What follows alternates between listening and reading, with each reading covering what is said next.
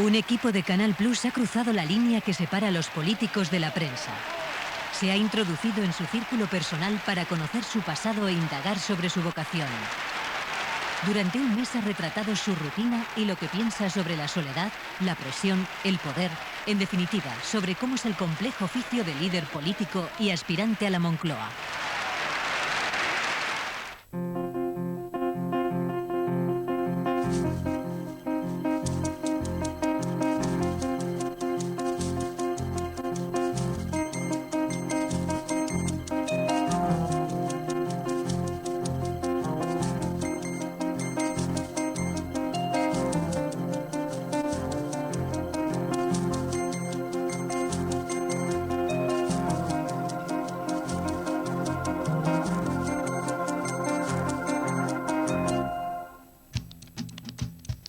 Comitiva oficial de coches en dirección a Salamanca. Durante el viaje, Mariano Rajoy aprovecha para leer la prensa. Primero me cuentan cómo han ido las televisiones, me informan también de las radios y luego los periódicos pongo primero las portadas para hacerme una idea general. Y luego ya voy entrando si me da tiempo, según me dé tiempo, ¿no?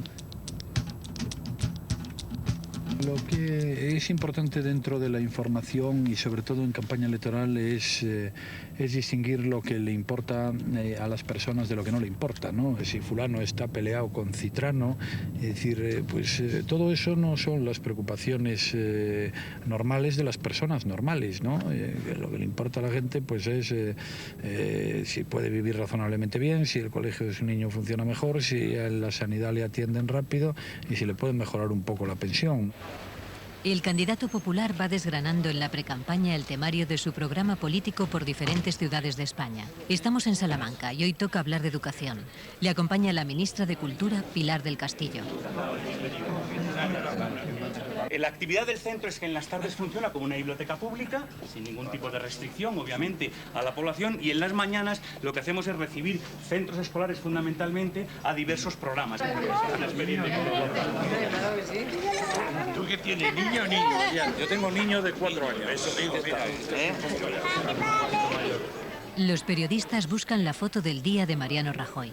Han de moverse deprisa y llegar antes que el candidato. Son personas que están en este momento. En poco tiempo ya tienen la imagen que llenará los periódicos e informativos de televisión.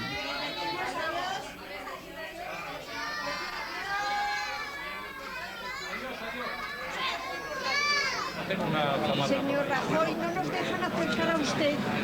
Nos están echando. Está tan guardado el mejor encuentro de hoy. El mío el mejor encuentro. Claro que sí. Muy bien, pues encantado, mucho gusto. Muchas gracias. Bueno, que vaya bien. Rajoy ya no puede ir solo a ningún lugar. Su paseo por las calles del centro de Salamanca se convierte en una romería de escoltas, periodistas y curiosos. 7 años largos en el gobierno pues hacen que al final la vida de uno pues sea una vida no muy normal, ¿no? Y luego también pierdes tiempo para estar en casa, ¿no? Es decir, que yo creo que es fundamentalmente lo que pierdes.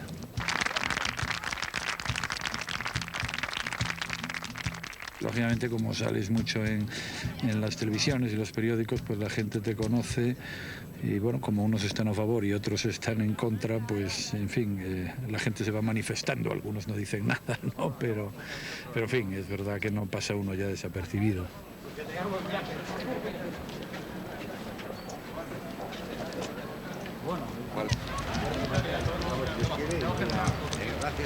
Gracias. Buen viaje, Mariano. Gracias.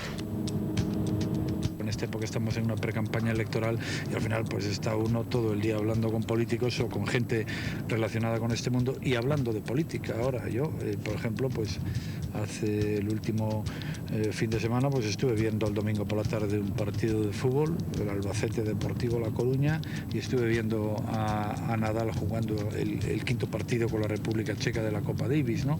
Haciendo zapping entre los dos, ¿no? Con lo cual, pues hombre, algo te puede relajar, algún tiempo tienes, pero no mucho.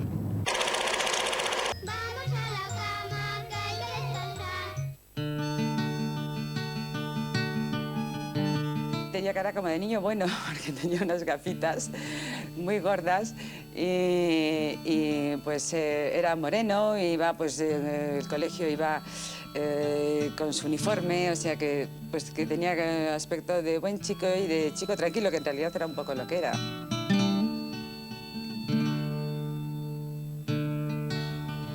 Mi papá era juez y ser un juez en el año 60 y tantos pues era una cosa que verdaderamente imponía muchísimo. Pero bueno, aparte de eso, papá también es una persona muy cariñosa y muy cercana. Papá era el que nos llevaba y nos contaba los cuentos de pequeños, que nos los contaba mamá, y era el que nos llevaba a tomar el aperitivo. Y luego también con Mariano tenía la complicidad de los partidos de fútbol. Tendía a encubrir en la medida en la que pudiera las cosas e incluso asumir la responsabilidad sobre muchas cosas, porque yo creo que eso sí que él siempre asumió un poco la responsabilidad. A mí, por ejemplo, me dio clase de matemáticas, una época en la que yo no iba en las matemáticas a lo mejor a la altura que debería. Bueno, pues mi padre pues siempre fomentó en él ese espíritu de la responsabilidad y la verdad es que él siempre respondió ganándose la confianza tanto de él como de nosotros, ¿no? Recuerdo esperar el autobús para que nos llevaran a los jesuitas, mientras que los discípulos iban dando, que estaban en el centro. Y bueno, el cambio de discípulos a jesuitas se nota, ¿no? Porque los discípulos era un colegio como más entrañable, en donde no se contaban tanto los estudios, mientras que los jesuitas era ya más serio, ¿no? Los internos se levantaban a las 7:20 de la mañana. Y a partir de ahí pues iban teniendo una serie de actividades, pues oración, después desayuno, después llegaban los externos, después ya empezaba la primera clase. Bueno, era un horario hasta las 7:30 de la tarde, aquí estaba todo el mundo.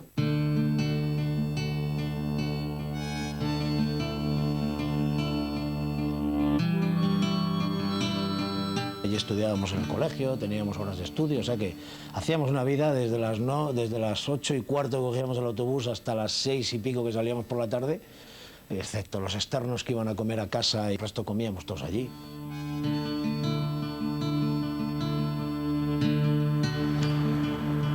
En clase de educación física, como era eminentemente práctica, pues le costaba, pero yo lo que era consciente, porque yo nunca he valorado en el alumno lo que hace, sino el interés, que él haga lo que pueda, y yo bastante desgracia de una persona si no puede hacer más. Me acuerdo que todos estrenábamos bici, porque por las edades esas pues te tocaba, llegabas a los 13 años, te compraban la bici, venga, pues todos la bici, y todos al colegio en bici.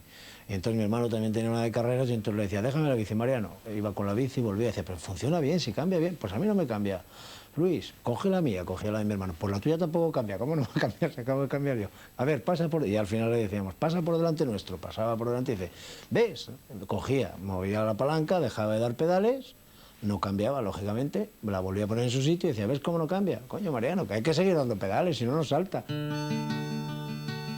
Que siempre venía pues, contando anécdotas que le habían pasado, anécdotas de partidos de baloncesto, de cosas que le habían ocurrido, y lo contaba además siempre como de manera como muy graciosa, siempre veía como lo positivo de las cosas. Yo no sé si le habría pasado también al mismo tiempo alguna otra cosa mala, pero él contaba siempre lo positivo y nosotros nos reíamos mucho con él. Mariano lo que le costaba bastante era las manos calentarlas. Cuando empezábamos a calentar, que empezabas a pasarte el balón y tal, pues entonces le costaba bastante. Entonces le llamábamos manos frías o manos heladas, porque siempre le tirabas los primeros... Salía al campo y los 2 o 3 primeros balones los perdía porque no los cogía con la mano.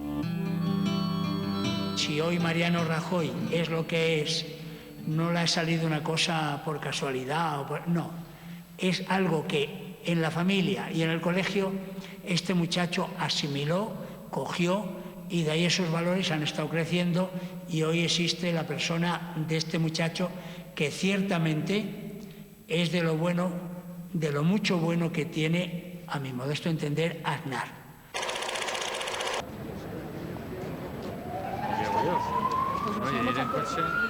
Señor Rajoy, ¿Qué tal? Mucho gusto. Pues muchas gracias. En ello estoy. Rajoy pasea hoy por León, donde pasó parte de su infancia. Le acompaña a su mujer Elvira Fernández. De León, bueno, muchos recuerdos porque fue una etapa que es muy importante en la vida de alguien, ¿no? Porque entre los 5 años, que fue cuando llegué, y los 15 años, que fue cuando marché, ¿no? Hice 10 años de bachillerato aquí. Bueno, tengo los recuerdos de los amigos, jugaba al baloncesto. Por este mismo sitio por el que estamos transitando había unas carreras ciclistas que yo venía a ver los domingos y aquí me aficioné al ciclismo. A este sitio venía siempre el domingo por la mañana. Después de jugar al baloncesto veníamos mis 4 hermanos, éramos pequeños, con mi padre y con mi madre, y tomábamos el aperitivo, que entonces consistía en un vaso de butano para los niños y un vaso de vino para los mayores, con patatas fritas y calamares fritos. Ya me metí en este berenjenal. Esta señora la conocí cuando Bueno, yo ya era vicesecretario general del partido, tal, por lo cual ya me conocen y luego nos casamos. Yo ya me casé con un ministro, así que no puedo decir nada. Sí, el día de los santos. Ya sabía lo que no puedo protestar. La pareja, que lleva casada 8 años, posa para un reportaje del País semanal. Esta no es una fotografía fácil de conseguir. Apenas se prodigan juntos en la prensa. Que se cuida mucho, más me comentaron, ¿no? De ser que come muy equilibrado y hace Yo intento no cenar o cenar poco, ¿no? Porque duermo mal y además es lo que más engorda, por lo menos a mí, ¿no? En cambio desayuno bien. ¿Duerme mal porque piensa mucho en No, duermo bien, ¿sí? pero salvo los días que ceno porque estoy cargado y entonces es que duermo mal, entonces soy anticenas. Es decir, si alguien quiere hacerme un favor, que no me invite a una cena. Este era el tren que había en el 96, el AVE, y este es el que va a haber cuando terminemos el plan que estamos puesto en marcha, que termina en el 2010. Yo lo que procuro hacer es de dejar 2 o 3 horas al día para pensar y hacer papeles, ¿no? Es decir, hay mucho trabajo de cara afuera, pero luego hay también un trabajo de cara adentro, ¿no? Lo que pasa es que luego uno tiene los problemas de que le llaman por teléfono y uno quiere verle y otro quiere no verle, entonces yo de vez en cuando desaparezco, pues claro, es importante pensar y tener las cosas estructuradas, ¿no? Minutos antes del acto político, Mariano Rajoy repasa su discurso. Yo ahora, por ejemplo, venía en el coche escribiendo cosas nuevas que no estaban en el discurso que quedó cerrado ayer y probablemente, según cómo sea el auditorio, yo también cambie algunas cosas, ¿no? Es decir, yo primero me reúno con la gente y allí les digo lo que quiero, luego cuando ya lo tienen hecho volvemos a vernos, le damos una vuelta y ya queda cerrado, pero luego introduces cosas que a lo mejor son de actualidad o que la ciudad donde estés te lo exige, o a veces incluso las introduces durante el propio discurso, ¿no? Tienen el visto bueno de Hacienda y aquí está el ministro que no me dejará engañar. Al reunir las condiciones que determina el artículo 11 de la Ley de Sucesión en la Jefatura del Estado. Yo tenía 9 años, mis padres se trasladaron porque era funcionario, era juez, entonces pidió un destino en Pontevedra y nos internaron, ¿no? Durante unos meses. Entonces recuerdo que la primera noche yo no quería cenar, no me sentía nada cómodo y no entendía muy bien qué es lo que había sucedido, con lo cual salí del colegio y me encontré a mi hermano, que estaba, no sé si en las mismas circunstancias, pero estaba también paseando por allí. Y bueno, recuerdo que empezamos a hablar, ¿no? A mí la escena ahora se me hace graciosa al recordarla pensando en un chaval de 9 años y otro de 14, pues a lo mejor pensando qué es lo que ha pasado, por qué nos ha cambiado tanto la vida, ¿no? Pero lo que sí que es verdad es que cuando volví otra vez después al internado, a la habitación y tal, me sentí mucho más tranquilo y me sentí mucho más sosegado. Joven de 16, 17 años, llegar nuevo a este centro, encontrarse con unos compañeros que llevaban 5 años detrás, le costaba un poco. Y poco a poco fue haciéndose amistades, amigos. No destacaba como líder, pero bueno, se veía que era una persona respetada por los compañeros.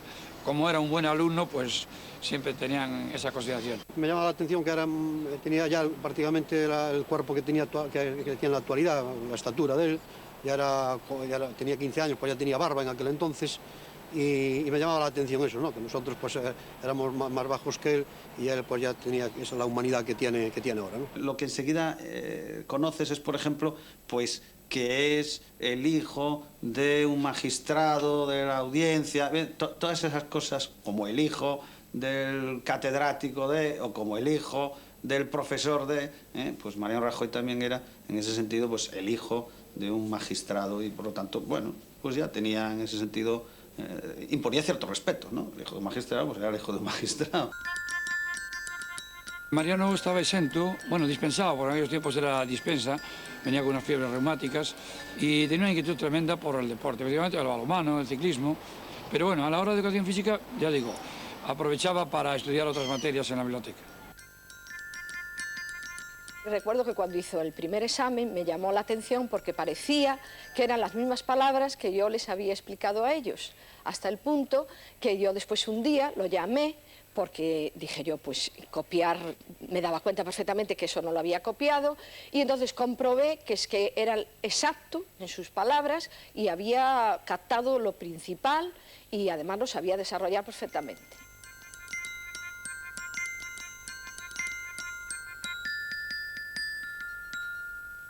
Se le ocurrían pues juegos de todo tipo, de memoria, muchísimos, eso le encantaba. De memoria ya no solo de saberse la lista entera de fútbol, de la liga o de los ciclistas. Incluso yo recuerdo que una vez estuvimos compitiendo por quién sabía mejor o quién contestaba más rápidamente a fórmulas químicas. Tengo grabado en la memoria que escribía en la pizarra de las clases la delantera de la leonesa, de la cultura leonesa, que conocía, y recuerdo que era Ovalle, Villafañe, Marianín, Larrauri y Zucazaga, ¿no? Y bueno, Marianín nos contaba que era un delantero centro que era natural del Bierzo y le llamaban de sobrenombre el jabalí del Bierzo. Y bueno, por la consonancia de los nombres, Mariano, pues nosotros a él también le llamábamos, broma, pues también el jabalí del Bierzo, ¿no? Estudios de Telecinco en Madrid. Mariano Rajoy dispone de 40 minutos en directo en horario de máxima audiencia. Una semana antes ha pasado por esta cadena Zapatero. El presidente de Telecinco, Alejandro Echevarría, le recibe en la puerta. En esta campaña, la entrevista es la manera más directa de conocer a los candidatos. El jefe de informativos de Telecinco, Juan Pedro Valentín, hará las preguntas. Estaba pues cambiándome. ¿Ah, sí? Pero como siempre, esto me queda largo, lo otro pero me queda corto. Es que yo ahora me fui a cambiar, pero me dicen que los trajes de raya, ¿es verdad que no se ven las rayas en la televisión? Depende. Y esa corbata no es muy... Esta no me gusta, pero me la he puesto corriendo porque me extrañan estas. Claro. Y ahora voy a ver si me pongo esta o me pongo otra. Pero así, entre tú y yo, no me gusta. Yo la veo muy llamativa. Yo sigo a mi bola presentando mi programa. Aquí en este país siempre se dijo... los políticos no presentan los programas, pero yo he dado tomate de programa, pero bueno. Tú te hacen un acto en el que te ponen niños detrás. Sí. Entonces el total que sacamos todos es el de Esquerra y tal y cual. Entonces si no se contextualiza el acto, sales tú en medio de una pieza con niños detrás hablando de Esquerra. Pues si hablé de esto, nada, un minuto, claro. Lo que pasa es que lo que sale en televisión no tiene nada que ver con la realidad, vamos. No exactamente así, pero vamos. ya, pero más o menos. En toda la historia de la democracia en España solo ha habido un debate electoral. Fue entre González y Aznar en el 93, en las elecciones más reñidas de todos los tiempos. Para estos comicios no hay ninguno previsto. Hoy en día el medio de comunicación por excelencia y a través del cual se informan muchas personas es la televisión, ¿no? En España leen periódicos 3 millones de personas al día, pero todos los periódicos que se publican en España, es decir, los nacionales, los regionales, los locales, y entonces pues la televisión es un medio muy importante. Bueno, cuando uno comparece en una televisión y le ven pues, hasta incluso millones de personas, pues normalmente no está igual que si estuviera en una conversación coloquial, ¿no? Pero claro, la televisión es poco tiempo, es decir, hay que ser muy claro, muy concreto, muy entendible. Y realmente es más fácil tener una charla, incluso pronunciar una conferencia. Gracias. Muchas gracias. Esto no es fácil, ¿eh?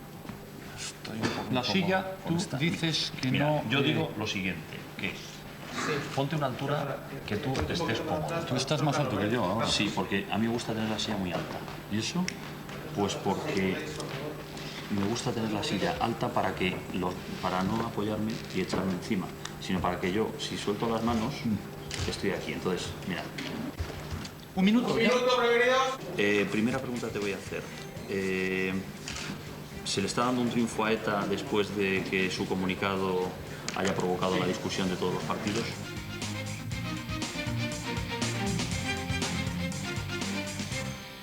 Mariano Rajoy, buenas noches. Yo me imagino que ahora mismo la banda terrorista ETA debe estar frotándose las manos después de ver que ese comunicado ha provocado que todos los partidos políticos democráticos españoles estén a la greña. ¿No es esto una irresponsabilidad por su parte? Yo creo que lo que es una irresponsabilidad es que alguien vaya a pactar con ETA y lleguen a un acuerdo por virtud del cual ETA deja de matar en una parte del territorio español. Estamos fuera.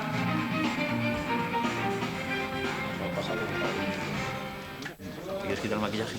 Pues casi que me desmaquillo, ¿no? Sí, nos desmaquillamos. Hombre, yo creo que la imagen pues está bien en cualquier faceta de la vida. Hombre, no es lo más importante. Lo más importante en política es ser serios, tener las ideas claras y que la gente vea que eres una persona competente y capaz, ¿no? Ayer fui a grabar un vídeo electoral y querían que me afeitara por aquí debajo, cosa a la que me negué, pero probablemente tengan razón, pues no quede bien que uno esté sin afeitar por aquí debajo, pero claro, esto ya son cosas, yo creo que, en fin, un poco cada uno es como es y tampoco hay que volverse muy loco, pero supongo que la imagen tiene su importancia, ¿no? Sí, un honor para nosotros que se sentara un poquito. Pues nos sentamos. Venga, nos sentamos. Era una velocidad como... Ya, que paren un momento. A mí lo que me ha dado la impresión es que estábamos, que eso no sé si es bueno o es malo, estábamos charlando. Lo cual, eso es bueno. Sí. Salud, ¿eh? Salud. Salud. Salud.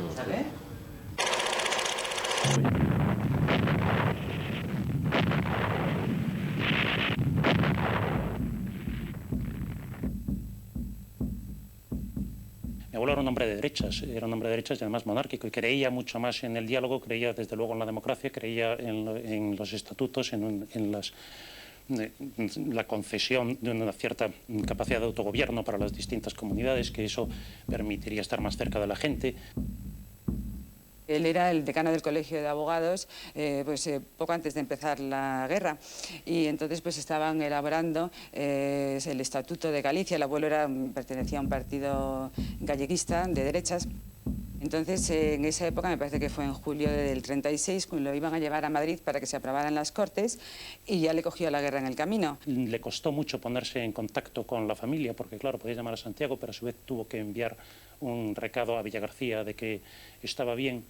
Y luego a la vuelta, cuando ya consiguió llegar a Santiago, pues bueno, no se encontró un clima muy propicio. Después le echaron precisamente del Colegio de Abogados, dejó de ser decano y también él era profesor de Derecho Civil en la Facultad de Santiago y luego pues me ha contado en varias ocasiones, mi tía Pilar, hermana mayor de mi padre, que iban personas, no sé si serían policías o algo así, a la casa de mis abuelos de Santiago, pues en busca de papeles que el abuelo sé que guardaba cuidadosamente porque no quería que se lo llevara nadie. Estuvo durante mucho tiempo los papeles del estatuto porque en el trastero de casa, porque es que después de la guerra pues mi abuelo se sentía muy apegado a ellos, no quiso deshacerse en ningún caso, los guardó allí. Cuando murió pues quedó mi tío Enrique encargado un poco de su custodia y hasta que no murió Franco pues no se sacaron de allí. Siempre nuestros padres nos procuraron mirar al frente, siempre han tenido una visión mucho más optimista, siempre han entendido que esas son cosas un poco del pasado y que hay que intentar superar.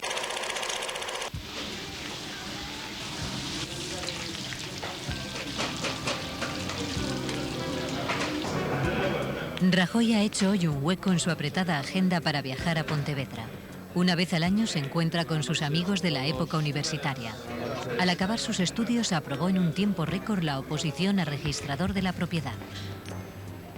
Bueno, la cena del Capón es una cena que se hace habitualmente todos los años por esta época del año, en que se reúnen Mariano y los amigos de siempre, de toda la vida, y normalmente es una cena normal, como un toquercasas, pero con unos capones y no es más que eso, una reunión de amigos. Bueno, Rafa, no, sí, pero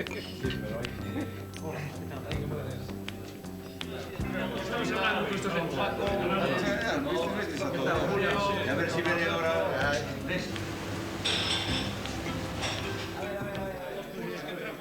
La historia de esta cena es que cuando yo aprobé las oposiciones en el año 1978, es decir, hace 25 años, dije, bueno, hay que celebrarlo y quiero invitar a mis amigos, ¿no? Y bueno, decidí comprar 2 capones de Villalba. Ya no me acuerdo exactamente por qué la historia fue lo de los capones de Villalba. Y a partir de ahí, pues esta cena, ya no celebrando que yo aprobara mis oposiciones, sino celebrando nada, porque no celebramos nada, pues decidimos mantenerla. El debate que hay aquí es si yo gano las elecciones, ¿qué pasa? Yo quiero que esta cena siga aquí, porque este es su sitio natural, ¿no? Y porque somos amigos, ¿no? Y al final la vida, pues, son personas y lo demás acaban siendo temas bastante menos importantes. El honroso deber de dirigir el gobierno de la nación durante los próximos 4 años. Para quien no lo conozca, Mariano puede dar una imagen excesivamente seria y adusta. Sin embargo, es todo lo contrario. O sea, cuando estamos en reuniones de amigos, es de los más divertidos del grupo. Cuando te reúnes en torno a una mesa, pues no ves un poco la figura del jugador, ves la figura del amigo que está en una tertulia, como un valiente. Yo creo que contaba chistes de todo. De los picantes, de los no picantes, de los curas, de no curas, de deportistas, de no deportistas. Yo creo que como buen contertulio que es, yo creo que le toca todo un poco.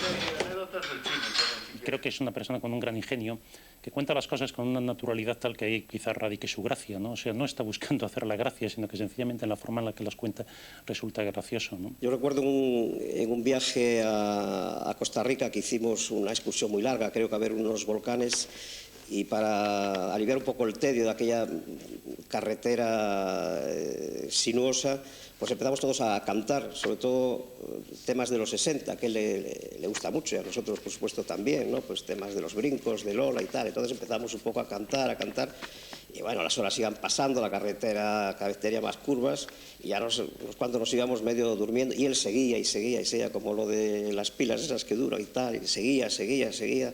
Y ya el pobre hombre, el conductor, ya un momento se volvió a nosotros y dice: por favor, dígale a ese señor que se calle, es que lleva ya no sé cuánto tiempo cantando, ¿no? Posiblemente el Mariano de hace 20 años al Mariano de ahora ha cambiado en el sentido que antes posiblemente fue una persona mucho más reposada, tenía mucho más tiempo para poder estar con los amigos, para tomar un vino, que también le encanta de vez en cuando tomar un vino con los amigos.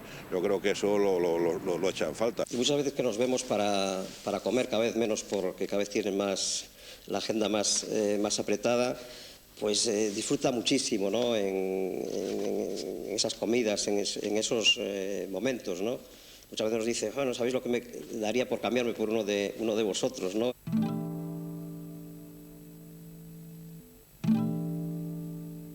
Yo creo que Mariano ahora mismo no está agobiado.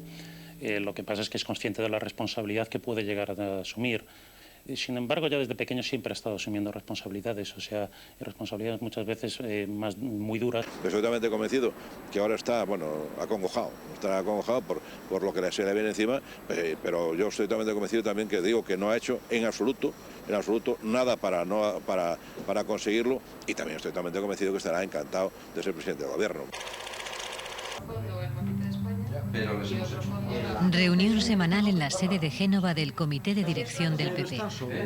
Este es el grupo de colaboradores más directo del candidato. Ahora te digo mal, espera. Un mensaje un poco de tu premio.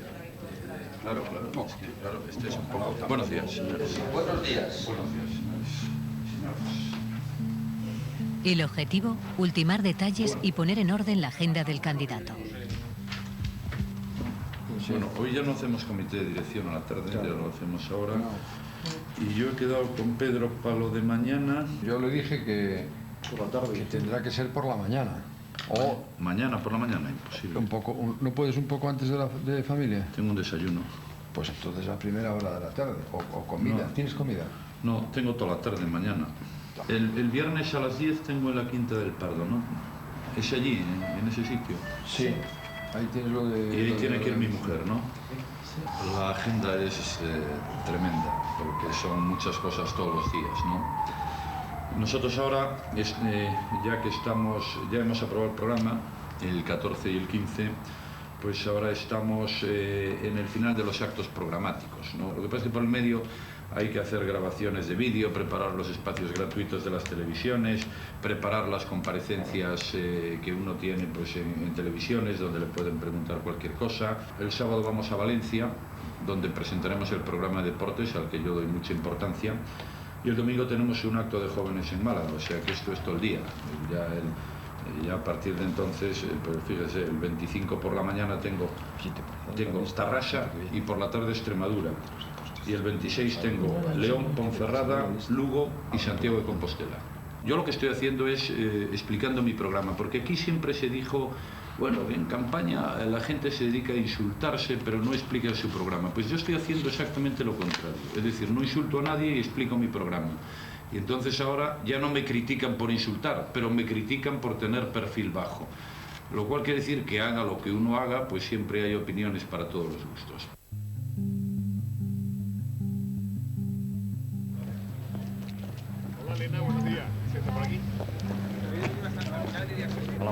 Domingo por la mañana en la Casa de Campo de Madrid.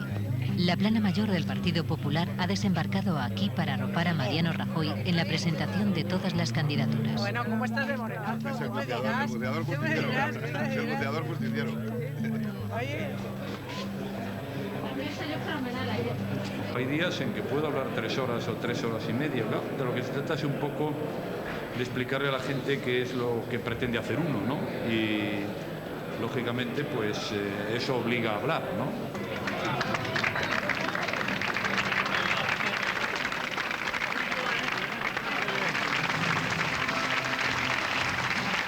Faltan poco más de 2 semanas para que empiece la campaña.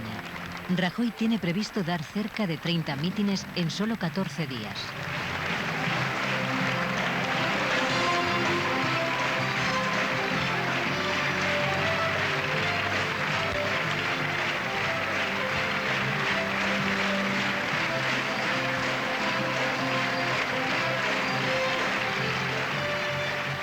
En lo que es campaña, pues claro, al final tienes que decir cosas parecidas. Entonces los periodistas te dicen, oye, es que usted no dice nada nuevo. Y lo peligroso sería que dijera algo nuevo en temas importantes. Porque claro, si yo digo, este es mi programa de justicia y a los 2 días digo una cosa nueva, corre uno el riesgo de que digan, oiga, este señor es un cantamañanas, ¿no?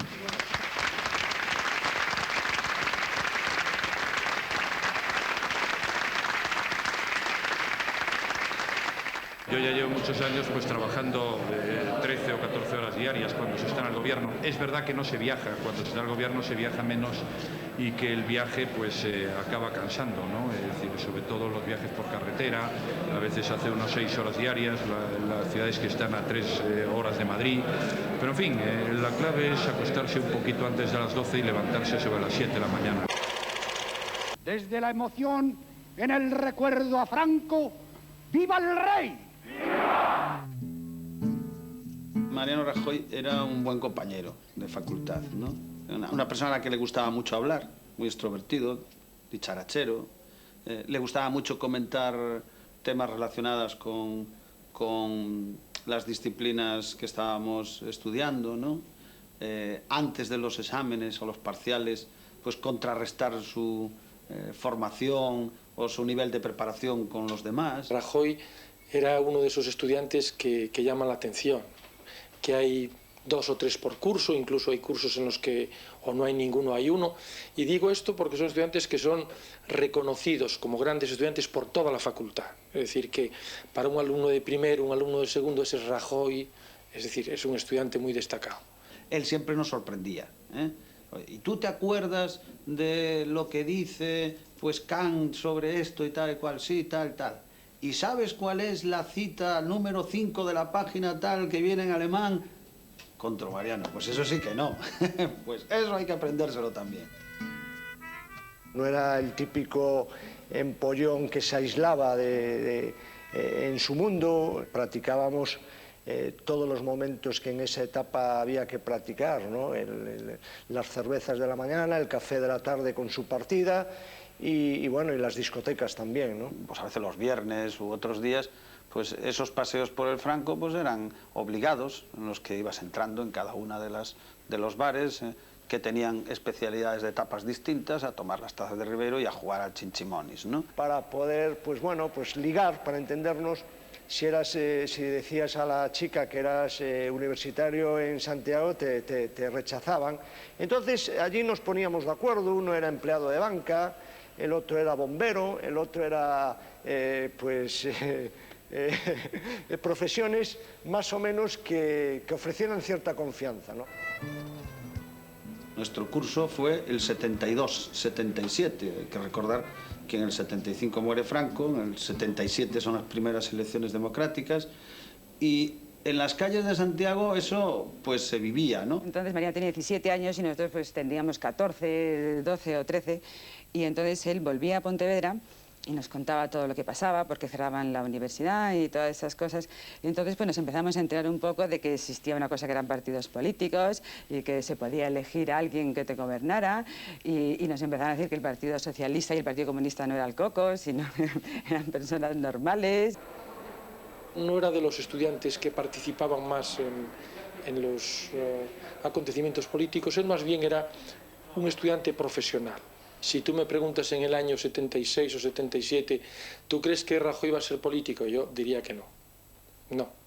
Yo lo veía como un jurista destacadísimo, pues un gran registrador de la propiedad, un hombre que escribiese artículos, que publicase artículos doctrinales, trabajos. Es un hombre dedicado al mundo del derecho, no al mundo de la política. La entrada de Mariano en política es el resultado de un proceso. Él no entra en política por un acontecimiento determinado en un día determinado. Dimite Suárez, luego se produce el intento de golpe de Estado, luego llega Calvo Sotelo, se produce un fenómeno un poco de descomposición de todo lo que es el espectro del centro-derecha. Y yo creo que hay un poco, Mariano se siente llamado a asumir una cierta responsabilidad cuando acuden a él un poco para pedírsela, ¿no?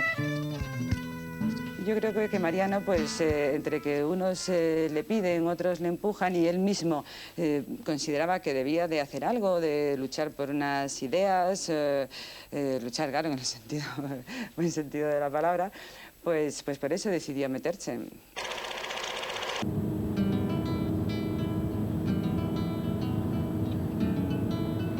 El político tiene que existir porque siempre ha habido y seguirá habiéndolo y lo hay en todo el mundo, pues gobiernos, ¿no? Y personas que se ocupen un poco de lo público, de lo que le importa a todo el mundo.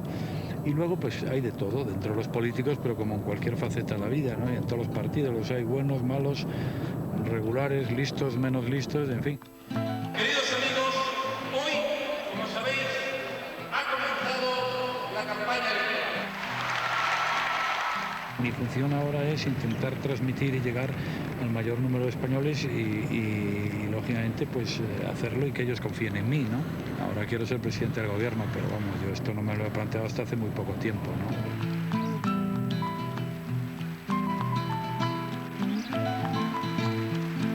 ¿no? Mariano Rajoy parte como favorito en estas elecciones. Para afianzarse en la dirección del PP, solo le vale la victoria, por mayoría absoluta.